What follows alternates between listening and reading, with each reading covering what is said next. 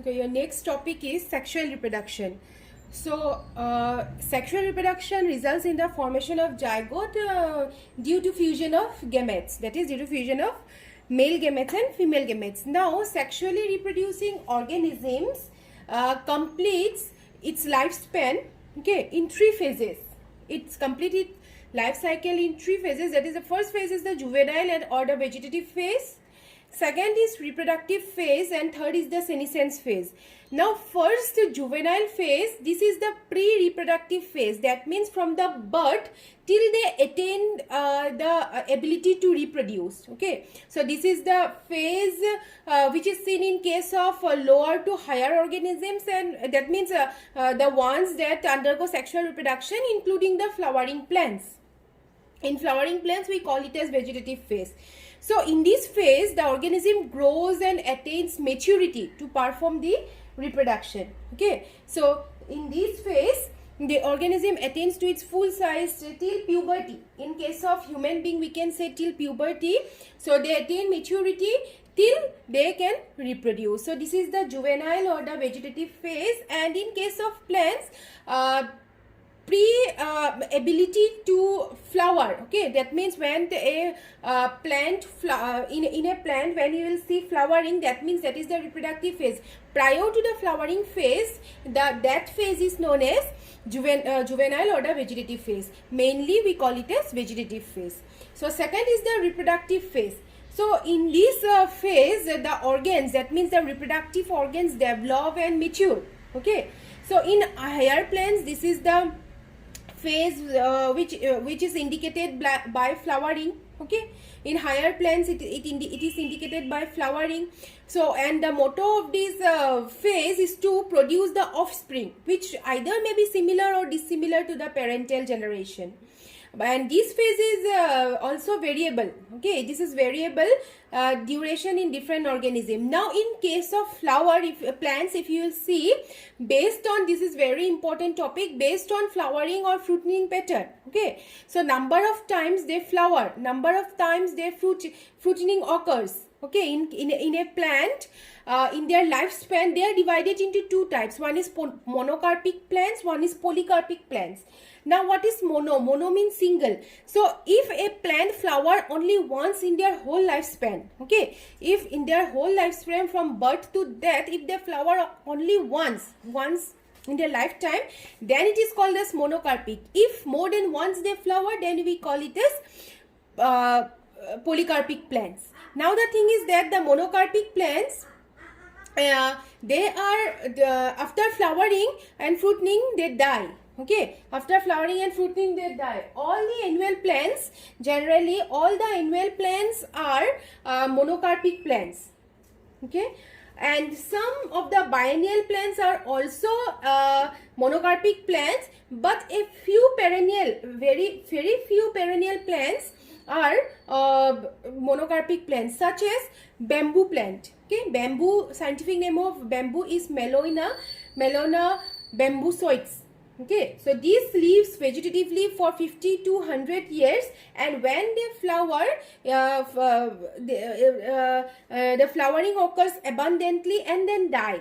Okay, so that is about the bamboo plant, which is a perennial but still a monocarpic plant. And another one is very important, that is Strobilanthes kunthiana, which we in common name is the Nilakuranji, and it flowered once in 12 years. The last time it was on September-October 2006, and the flowering covered, it is mainly found in the hills of Kerala, Karnataka, Tamil Nadu, and while flowering occurs, it covers whole hilly area of these regions, Kerala, Karnataka and Tamil Nadu, into blue stretches. Therefore, it is called as Nilakuranji.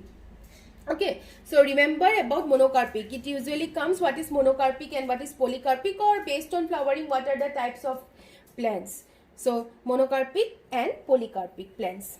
So, and the third phase is the senescence phase. So in senescence phase, it is here the reproduction, the ability to reproduce gets ceased. Okay, so here it is therefore also known as post reproductive phase. So in this phase there is a structural and functional deterioration of body. That means there will be some hormonal changes, the morphological changes. Okay, so there will be the accumulation of waste metabolites, and ultimately it leads to death. In plants and animals, hormones are mainly responsible for this transition between the three phases. Okay, juvenile to reproductive, reproductive to senescence. Mainly hormones are involved in this transition. So interaction between hormone along with the environmental factors regulates the reproductive process associated along with the behavioral changes also of the organism. So this is all about the three phases of sexually reproducing organism.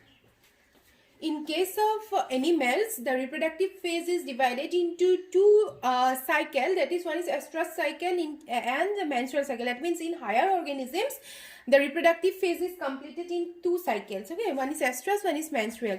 So estrous cycle is seen in case of known primates. Known primates means these organisms are seasonal breeders. Okay, so these organisms are seasonal breeders, and examples of seasonal breeders are cows, or the organisms that are going estrous cycles are cow, sheep, rat, deer, dog. Okay, so they shows estrous cycle, and the cyclical changes that is seen in higher organisms, that means placental mammals. Okay, so are the primates, and they are continuous breeders, which includes monkey, chimpanzee, apes, including humans. That means all mammals. Okay, so remember one thing, the primates shows menstrual cycles and they are the continuous breeders.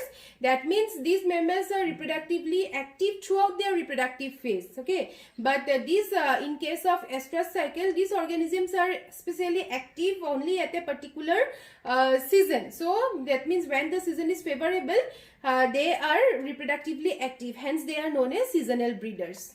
So that is about estrous and menstrual cycle. So the difference used to come about menstrual and estrous cycle.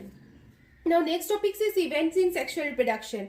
So the events that is completed during sexual reproduction by sexually reproducing organisms are generally divided into three events. One is pre-fertilization, that means prior to fusion of gamete.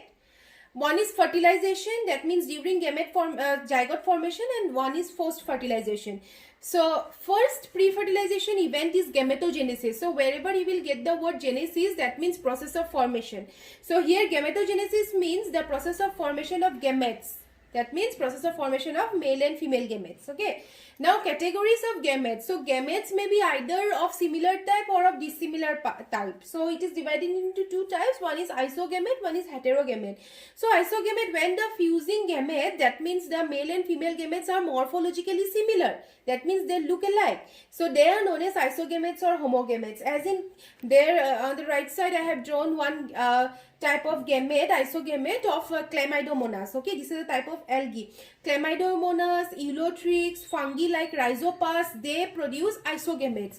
Whereas in heterogametes, they are morphologically distinct. Okay, they are dissimilar. So, and this is one of the major feature of majority sexually reproducing organisms. Okay. Next is sexuality in organisms. So sexuality in case of plants, okay, based on sexuality, plants are divided into monoecious and dioecious plant. Now don't get confused with monocarpic and polycarpic. This is monoecious and dioecious. So monoecious means single plant, okay. So single plant, that means this plant consists of both male and female flower on the same plant. Okay, they consist both male and female flower on the same plant. That means they are bisexual in condition. Example, coconut and cucurbita. Whereas in the dioecious condition, male and female flowers are present on the different plant body. Okay, if a single plant consists of male flower, then the another plant consists of female flower. Now, if the plant consists of the male flower, we call it as staminate. Okay, since the male organ is stamen. So that is about the dioecious plant. So say similarly in case of animals, the bisexual organisms are known as hermaphrodite. Okay, so hermaphrodites such as earthworm, that means male and female organs consist in the same body.